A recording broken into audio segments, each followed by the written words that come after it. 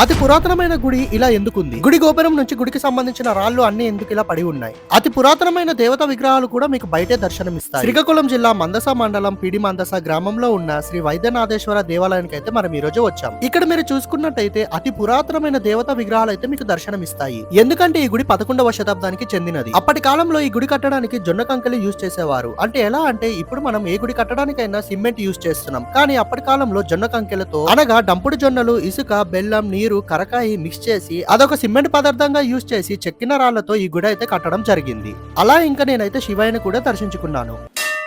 ఇక్కడ మీకు చిన్న నుంచి పెద్ద నందీశ్వరుడు దాకా దర్శనమిస్తాయి. ఇవన్నీ చాలా పురాతనమైన విగ్రహాలు. అంత ప్రత్యేకంగా కట్టిన గుడి ఇప్పుడు ఎందుకు కనిపించడం లేదంటే అతి పురాతనమైన 11వ శతాబ్దానికి చెందిన ఈ గుడి రాజులైతే కట్టడం జరిగింది. అంత పురాతనమైన గుడి ఎన్నో జనరేషన్స్ తర్వాత లాస్ట్ స్టేజ్ కి అయితే రావడం జరిగింది. అందువలన మళ్ళీ ఈ గుడిని రెనోవేషన్ వర్క్ చేసి కొత్తగా నిర్మించడం అయితే జరుగుతుంది. ఇలాంటి ప్రాచీనమైన గుడిలని కాపాడుకునే బాధ్యత మనదే. దేవుడి దయ వల్ల అంత రెనోవేషన్ వర్క్ అయ్యాక మళ్ళీ ఈ గుడికి వచ్చి దర్శించుకొని మీకోసం అయితే ఒక వీడియో తీస్తా. ఇలాంటి ప్రాచీనమైన గుడుల కోసం మీరైతే మన ఛానల్ అయితే సబ్స్క్రైబ్ చేసుకోండి.